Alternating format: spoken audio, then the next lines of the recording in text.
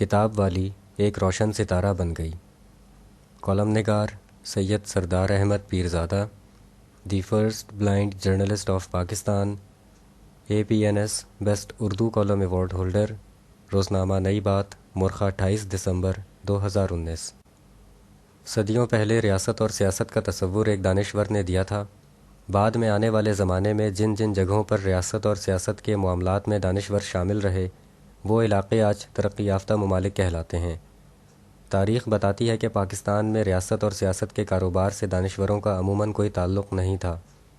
سیاست مخصوص گروہ نے اپنا پیشہ بنا لیا، جبکہ زیادہ تر دانشور اپنے قلم کتاب کے ساتھ ایک کونے میں جا بیٹھے۔ پاکستان کے وزرائے اعظم چودھری محمد علی، ملک فیروز خان نون اور صدر ایوب خان جیسے کچھ حکومتی سربراہان نے اپنی اپنی کتابیں شائع کروائیں، مگر یہ تحریریں پاکستان کی ریاست اور سیاست کے بارے میں فلسفیانہ بحث یا منطقی دلائل کی بجائے خبری اور واقعاتی نوعیت کی تھیں۔ البتہ سید ابوالعلا مودودی نے مسلم معاشروں میں سیاست پر فلسفیانہ بحث کی، تاہم ان کی کتب نئے سیاسی افکار کی بجائے ریاست اور سیاست کے بارے میں مذہبی تشریحات کے حوالے سے زیادہ پہچانی جاتی ہیں۔ ذوالفقار علی بھٹو نے پاکستان میں جہاں شاہی دربار کی جگہ پارلیمنٹ متعارف کروائی، وہیں ریاست اور سیاست میں ادیبوں اور دانشوروں کی جگہ بھی بنائی۔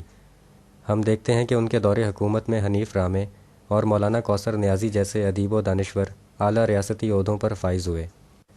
اس کے ساتھ ساتھ ذوالفقار علی بھٹو خود بھی شورۂ آفاق کتب کے مصنف بنے اور ایسے بیدار مغز نوجوانوں کو بھی اپنے قریب رکھا جو بعد میں چل کر ممتاز ادیب اور دانشور کہلائے، جن میں پروفیسر فتح محمد ملک، فخر زمان اور چودھری اعتزاز احسن وغیرہ قابل ذکر ہیں۔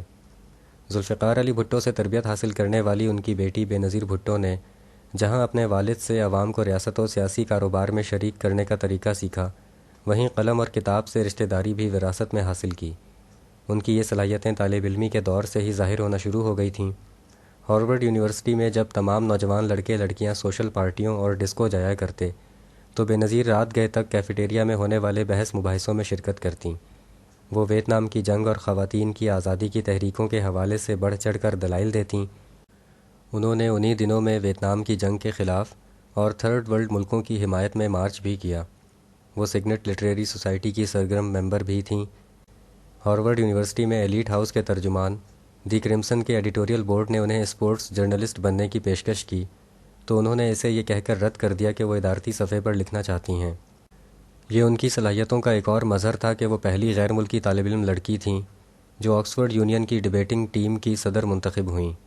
اگر ہم مسلم ہسٹری کے ساتھ ساتھ خطے کے دوسرے ملکوں پر نظر ڈالیں تو سری لنکا، بنگلہ دیش اور بھارت جیسے ملکوں کی خواتین سربراہان مملکت نے بھی قلم اور کتاب میں کوئی خاص شہرت حاصل نہیں کی۔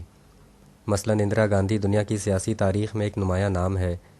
ان کی سیاسی تربیت بھی ان کے والد جواہر لال نہرو نے کی، جو خود ایک مصنف تھے، مگر اندرا گاندھی نے اپنے والد کی وراثت میں سے صرف سیاست کی مالکن بننا قبول کیا اور علم و دانش کی کوئی شے خود تحریر نہ کی۔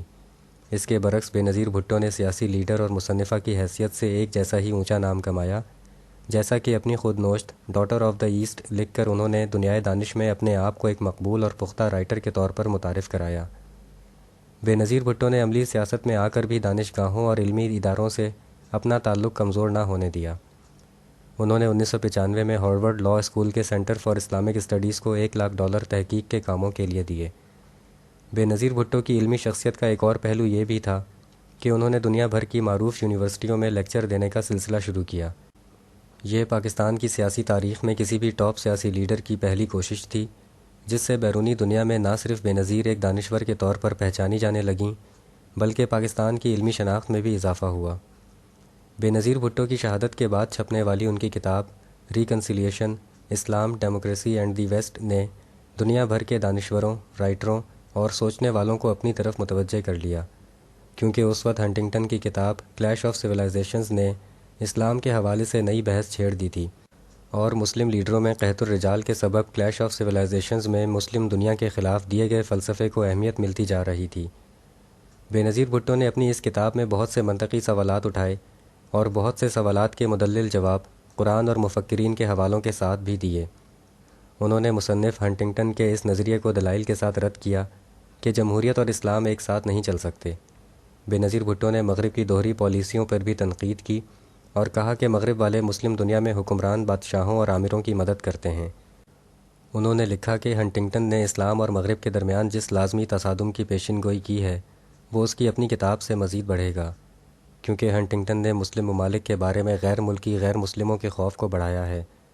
برطانیہ میں پاکستان کے سابق سفیر واجد شمس الحسن نے لکھا کہ قائد اعظم اور ذوالفقار علی بھٹو کے سیاسی نظریاتی سانچے میں بننے والی بے نظیر بھٹو نے اپنی کتاب reconciliation Islam democracy and the West میں مغرب سے مدلل درخواست کی ہے کہ اگر ہمیں خدا کی بنائی ہوئی خوبصورت زمین کو تباہی سے بچانا ہے تو اصل مسئلے کی طرف توجہ دینا ہوگی، جو اسلام اور مغرب میں تصادم کا نہیں ہے بلکہ مسلم معاشروں کے اندر دو ایسے گروہوں کے نظریات میں ٹکراؤ کا ہے جن میں سے ایک تو اعلیٰ انسانی اقدار پر یقین رکھتا ہے جبکہ دوسرا وقت کو صدیوں پیچھے لے جانا چاہتا ہے۔ بے نظیر بھٹو نے ان مسائل کا حل مسلم ممالک میں جمہوریت، معیشت، تعلیم اور صحت کی ترقی سے مربوط کیا ہے۔ ان کی یہ کتاب مستقبل میں مسلم دنیا کی وکالت کے طور پر ایک فکری اور علمی حوالے سے پہچانی جاتی رہے گی۔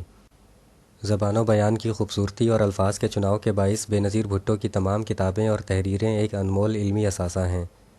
گرمیوں کی راتوں کو ہمارے دیہاتوں میں جب بچے سونے کے لیے لیٹتے ہیں تو اکثر آسمان پر چمکتے ستاروں کے بارے میں پوچھتے ہیں۔ کہانی سنانے والی بوڑھیاں ان کے لیے معصوم سی بات گڑھ کر کہتی ہیں کہ جو لوگ دنیا میں اچھے کام کرتے ہیں وہ مرنے کے بعد اوپر جا کر ستاروں کی طرح چمکتے رہتے ہیں۔ ایک چینی کہاوت ہے کہ اگر آپ دیر تک زندہ رہنا چاہتے ہیں تو اپنے پیچھے اپنی کتاب چھوڑ جائیں۔ ادیبہ اور دانشور بے نظیر بھٹو شہید کے بارے میں یہ کہنا بھی درست ہوگا کہ کتاب والی ایک روشن ستارہ بن گئی ہے۔ شکریہ، دی اینڈ۔